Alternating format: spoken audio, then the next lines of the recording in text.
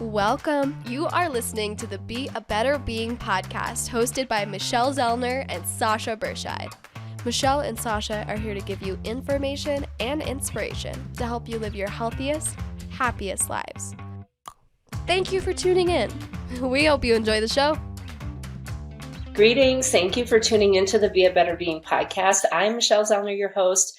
And today my guest and I are going to have a little fun. I think fun with our conversation, hopefully fun with you. And really, hopefully what it's going to do is inspire you to go have some fun outside. So Jenya, welcome to the show. Thank you for joining me. Well, thank you for hosting me. Good to be here.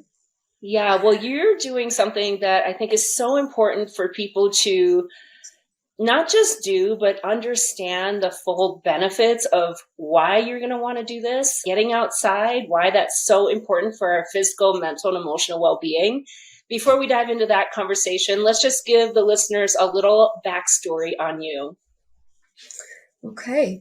So my background in terms of nature comes from outdoor adventures. My parents have been outdoor enthusiasts. I have been brought to kind of on the bank of the river as a child just to have a dinner or a picnic. And I have been doing backpacking, skiing, rafting, hiking, but climbing forever.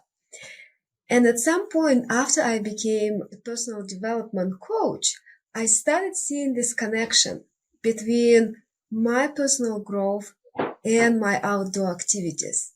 It started very simple. I just noticed that pictures, my photos where I am happiest, they all are taken outside. It's like, that's interesting. And at some point around 2018, I decided to dig into the science of that. Like, yeah, this is my personal experience. Is it just me? Or is there facts behind that and research? That's a little bit how it came out for me to be like I came to this realization that most of us, we don't understand what we're missing. We don't know what we're missing around nature because we don't know the facts. And it's almost tragic, I would say.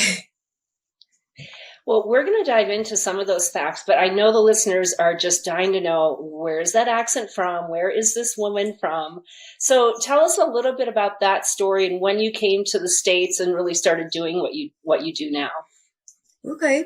I was born in Siberia. It's a huge, vast, cold part of Russia. And I lived there until age 32. And at that age, I moved to United States, to Denver, Colorado for a couple of years because my then husband got a job in this city. And that's how I realized, Colorado is so cool. I want to live here forever. It didn't happen at that time. I had to move to Moscow and live there for 5 years with my family, then to Houston, Texas. I don't know, maybe I have this Texan accent as well. That's probably what it is. Definitely. So 7 years there, and 4 years ago, I moved back to Colorado, and that was realization of my long-time dream, because I thought that Colorado is the place for me to be. Well, I love that you have been in some very diverse environments, right? I mean, Siberia, Colorado, even the diverse nature of the outdoors here, and then Houston, which is nothing like any one of those two things, right? So how did you go from that, that upbringing, being that outdoor enthusiast with your family, and then to still make that a thread throughout your life, living in these vastly different places? That's a very interesting question. I will refer back to this idea that I noticed that my pictures are happiest if they're taken outdoors. So I think my upbringing was it was a totalitarian country. It has to have this effect on people. And my family was not the most democratic either. So my mom was very controlling. I didn't have much freedom, pretty much in my social life. But then I would go to mountains. That's where I would experience freedom. That's where I was at my best. And that became kind of the thread. So, and I was always looking, whenever I was leaving, whenever I was about to move to and find a place to live, I was looking for parks nearby or forests, some kind of nature where I can go to quickly. Houston was interesting. Here in Colorado, everyone hikes. In Houston, it's not a thing. I pretty much became a trailblazer, leading hikes, and people were like, wow, you can hike in Houston? Well, yeah, you just need to drive outside. Somehow it was coming to me naturally that I felt the need to be outside, and I felt the difference when I was doing that. And in 2018, I started doing this multi-day nature retreats. Then I would invite people and they would spend 3, 4, 5 days somewhere in the wild nature in a hut, for example, and it would include some hiking, some physical challenges, but also some time for reflection, for meditation, for journaling, and sharing this experience with each other. And that's when I noticed that, yeah, this has a profound effect on emotional well-being of these people. So it can be, the environment can be created for them to have the same effect. It's not just me. Oh, absolutely. I believe, it all goes back to how we were designed. We weren't designed to live in boxes, right? With concrete surrounding us and glass surrounding us and all that. And for a lot of people, that's what life is every day. You're in a box.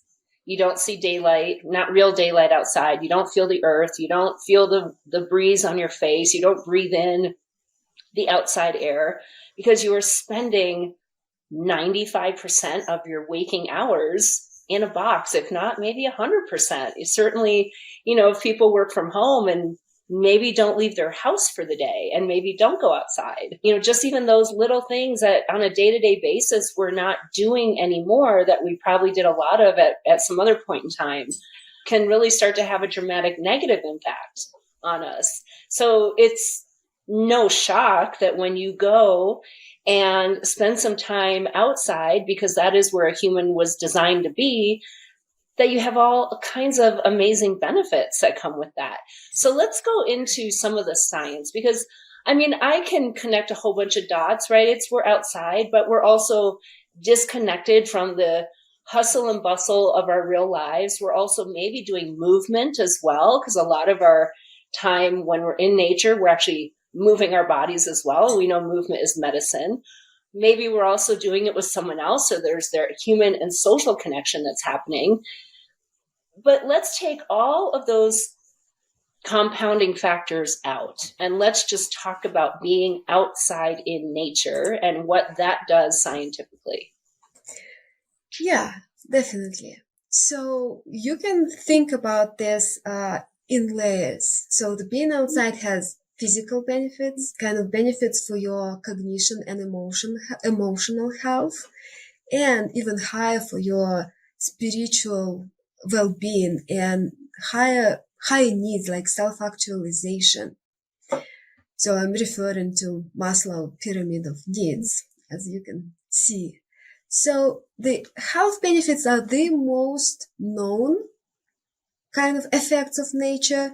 It's scientifically proven that time spent on nature lowers our blood pressure and it decreases our depression.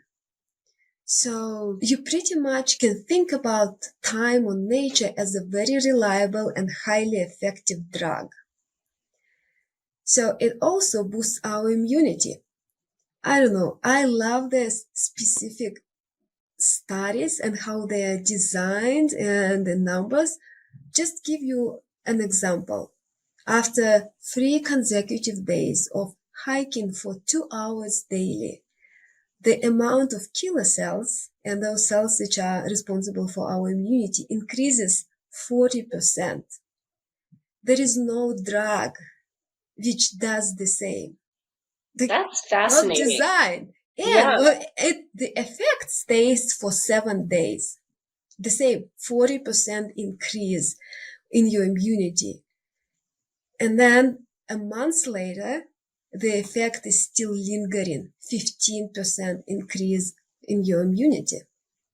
Again, what kind of drug can make the same for us with no side effects and no cost?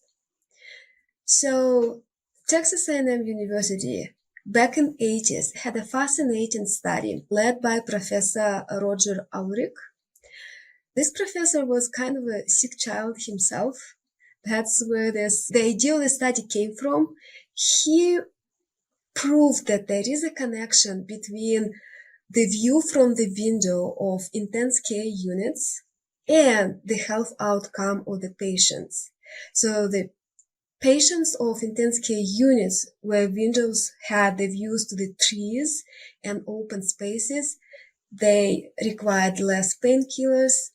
Nurses reported that they kind of have less complaints and they're easier to deal with, and they recovered faster. They pretty much moved out of these intense care units faster than those who were in the same units, but the windows faced like in the yard or something like a brick wall, something like this. So that's just a few facts about physical benefits. Well, and I think that point you just made is so important because not everybody has the opportunity to go hike in the mountains, right? Or maybe in my busy day, I don't have 3 days to get away and go re-immerse myself in nature. But seeing nature, seeing it through a window, even seeing a picture of it has tremendous impact on our brain, right? When we get that visual, the brain remembers like, oh yeah, that's my home, right? That's familiar. That makes me feel good. That is what heals me. That's what gives me energy and makes me want to be alive. So, if you're listening to this and you're like, oh, well, that's great, but, I live in the middle of a busy city in my 800 square foot concrete box and I can't get out because the nearest nature is 3-hour drive. And well, here's the thing. You can create it to the best of your ability. That's always what I want to remind people. You do the best you can in the real life that you have. But I think sometimes because we do have this idea that it's got to be this retreat, right? I have to go on a retreat to get the benefit. And obviously that's amazing if we can do that. And if you'll notice, every retreat that I've ever seen, and certainly ones that I've led, they involve a beautiful place in nature, right? We're not doing a retreat at your local Holiday Inn, generally. Right? No. We're getting out somewhere and we're doing things like hiking, or we're doing yoga outside, or we're going for bike rides, or whatever it is. There's always that element of beauty, the beauty of nature and the calming effects and the grounding effects and all of those things. So just aesthetically, wherever you live, how can we do the best we can to trick our brains into thinking that, oh yeah, we're right there at the edge of the ocean, right? Absolutely. I don't think you are tricking your brain into thinking. I think the mechanism probably is a bit different, but I think what you're talking about is this benefits of nature for your cognition, for your creativity, for how your brain functions. Not only your physiology, like your body, your blood pressure, stress level. So there is this fascinating research. So the problem of mental fatigue is very acute right now. A lot of us were working in front of the computers. Like most of my clients, they're some sort of knowledge workers, accountants, programming engineers, project managers. And that requires a lot of directed attention.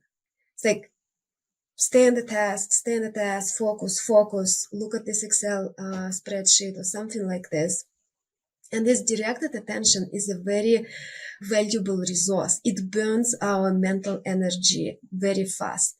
So if this mental fatigue is not taken care of, then ultimately it leads into this burnout land, into depression, into high anxiety. We're not able to make novel decisions, like deal with situations which are not standard. So, and the best antidote for that is nature. And now, what I mean by that, it can be even pictures. Again, there is a study which did exactly that. They gave study participants a mentally draining tasks for half an hour, like solving math problems or some difficult puzzles. And after that, they split participants into groups, and one group was shown restorative pictures of nature, like trees, mountains, grasses, beach, ocean. And the second half was shown, well, city streets, urban scenes. And then they asked them again to do this kind of mentally demanding tasks. And the group, which just viewed nature pictures, performed so much better. Like their mental capacity was restored after 5 minutes of looking at these nature photographs, pretty much. A similar study was done with, like, again, mentally draining tasks. And then part of the group was walking in a lush park, and part of the group was walking on city streets. Needless to say, the group which walked in a lush park performed better on cognitive tasks. That's nearby nature. You don't need to go to mountains necessarily to have the benefit of that. But I think what helps, if you are intentional about this, if we understand what we're missing or what benefits we can reap, it's really helpful, because being outside in nature environment is a brain boost. Again, low cost, very accessible brain boost. And if you want to talk about daily nature, I can expand on that. What does it even mean? Yeah, let's talk about that in a moment. But I do want to say I can relate to that 100%. When I was writing my book, I mean, I did my most creative and best writing where it just flowed and flowed and flowed, either sitting out on my pool deck or across the street in City Park and just sitting under a tree in the shade with my laptop. You know, you get out of your environment where there's so much constant stimulus, because your brain is constantly processing everything it's seeing and everything that's coming at it. And it makes total sense if you see a picture of a city.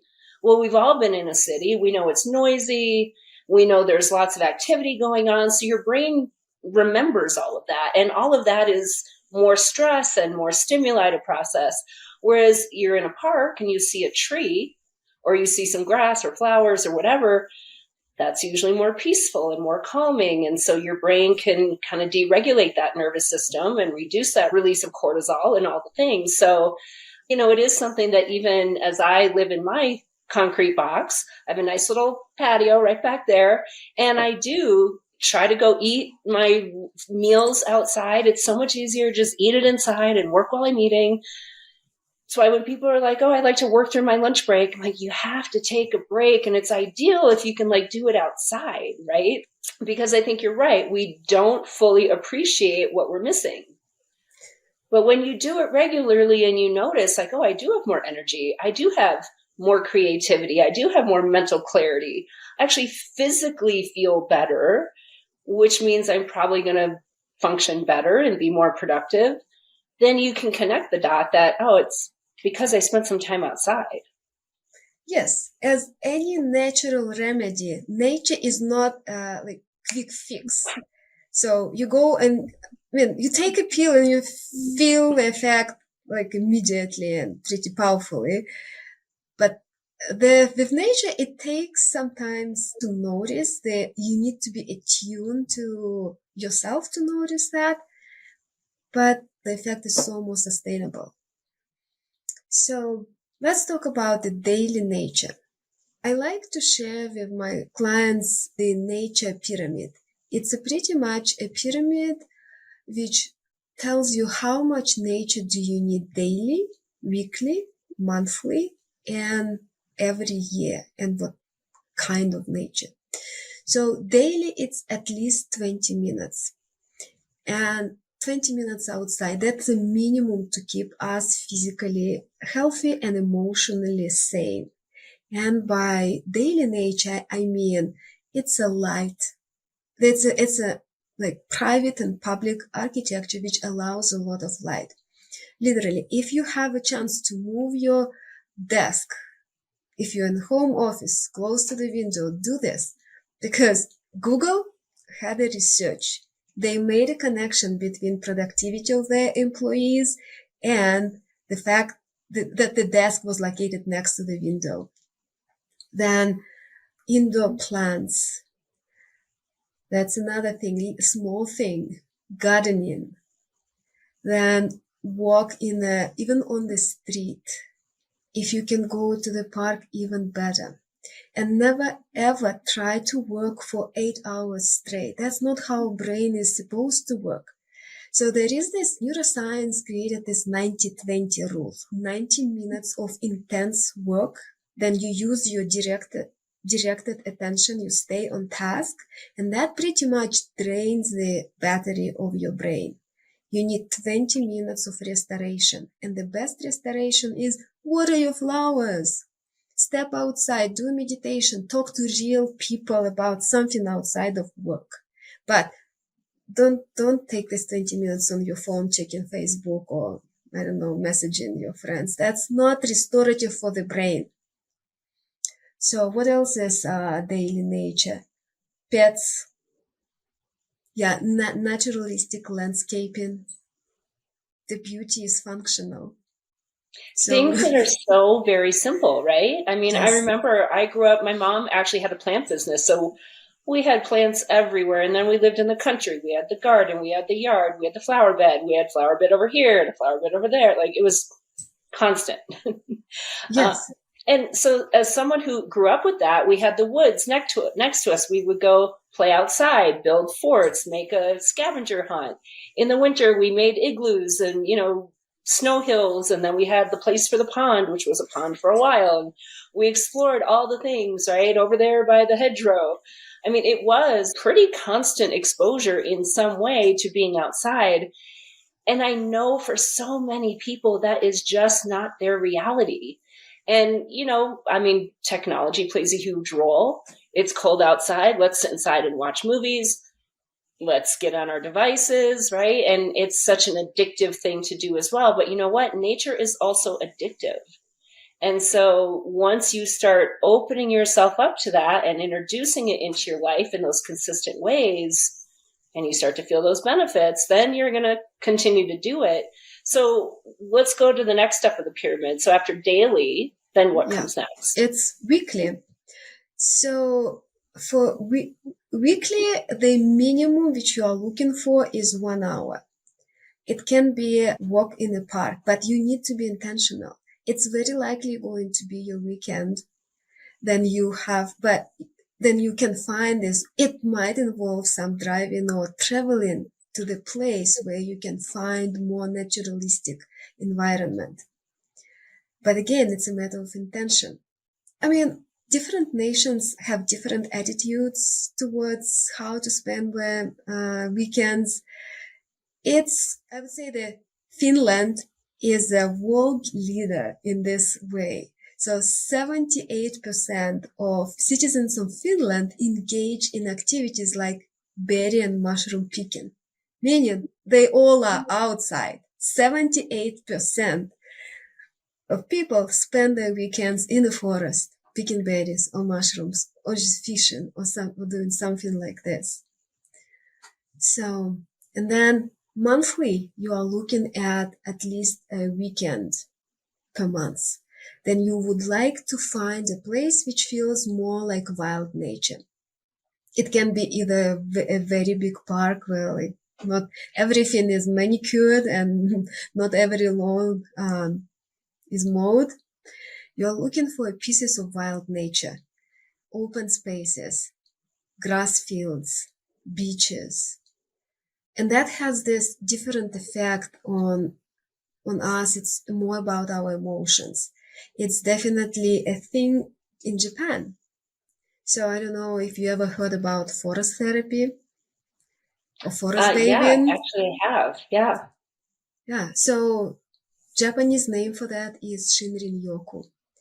And it's an official part of the preventive medicine. So you literally can go to the doctor and they would prescribe you a weekend at forest bathing camp.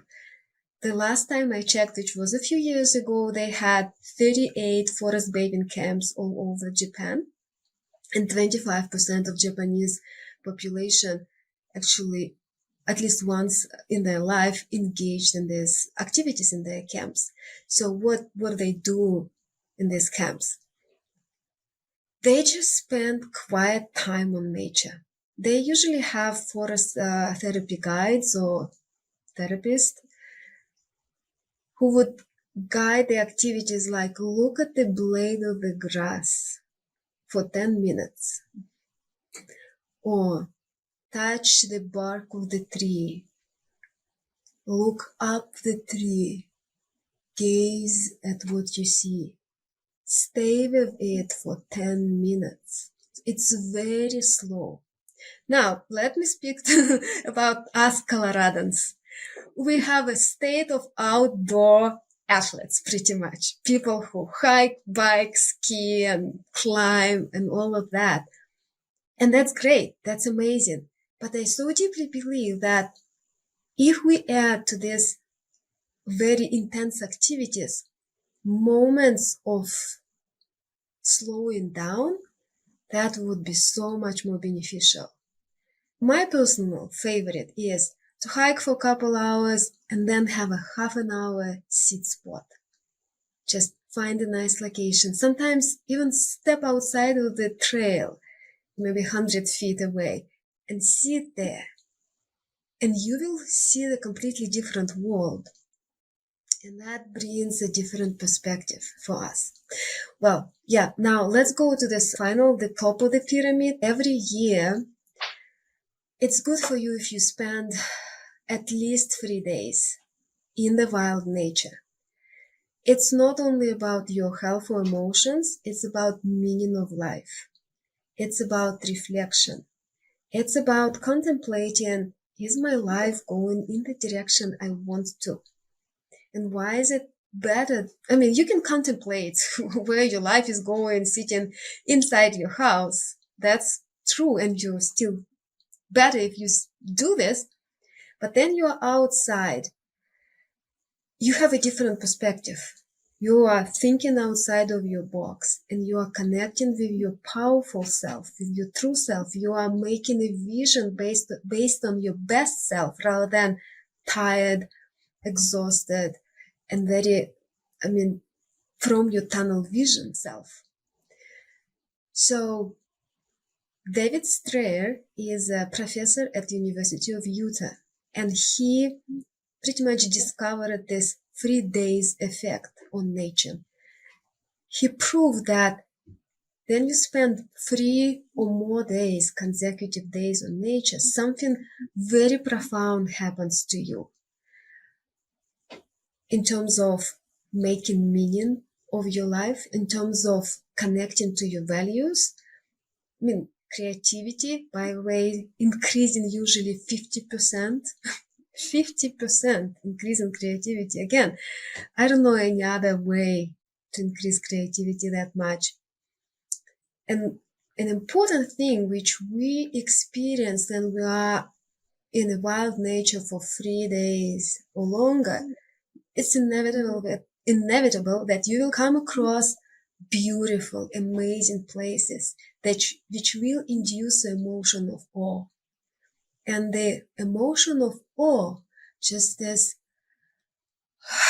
life-expanding emotion, it's on this brink between extreme pleasure and a fear. That's how scientists define it. It's extreme pleasure and fear. And the vastness of what you see, that's what induces this emotion. And it literally breaks limits in your head. you literally feel limitless and connected. And that speaks to the crisis of meaning in our society. Yeah, I think that is such a powerful point. And all that's going on in my brain right now is how commercialized we have made nature, right? There's glamping and there's, I think about like the campsites where everybody's just lined up, and it's all about the drinking at the campsite and the music you're playing. And there's a place for that, but I don't think that's quite what we're talking about, right? We're actually talking about stillness and quiet and you, and maybe not going alone. I personally would not do that alone. I don't think that would be a little too far out of my own comfort zone, but doing something a little bit out of your comfort zone, maybe it is with a friend or it's in a small group, but that you're all like-minded about the mission and the purpose of this immersion into nature. Have there been anybody looked at like, oh, okay, if it's commercialized, we don't really get a benefit, but if it's, really as natural as possible and we're as disconnected from real life as possible and entrenched in this whole new universe as possible, we get, all these different benefits. Well, I think intention makes the whole difference. Then you rent a campsite and bring your camper and all you intend to do is to drink and listen music. That's going to be your experience. The fact that it's in a beautiful settings will have probably slight difference for you and some effect, but not as profound as if you have this intention that I didn't come to here to listen music. I came here to connect with the modern human world and with myself because we are part of nature. And disconnection with nature is disconnection with ourselves. I'll give you this example. The example is not about 3 days or more nature. It's about smaller time, but still. I was doing this forest bathing walks when I was living in Houston. And I was doing it at a nearby state forest. There was a woman once in a group. She said that it's so interesting. I go to this forest almost every week, but I'm always wearing my headphones. I'm listening to the music. And with you being in my group, then we were just quiet, just looking and sensing and opening up our senses. It looks so different, as if I am discovering this place for the first time. Yes, of course, she was discovering this place for the first time because our experience is what we choose to attend to. If you go with headphones, that's going to be your experience.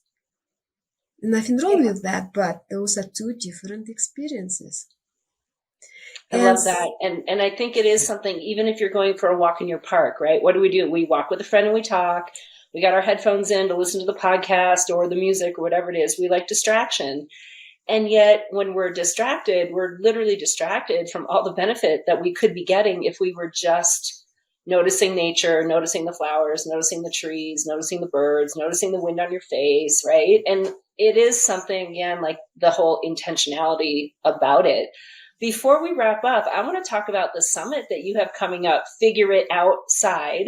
Yeah. Super exciting, and I was really grateful to get to be part of it. So let's tell the listeners about that. It's coming up in just a few days, so I want to make sure that people can get registered in time. Yes.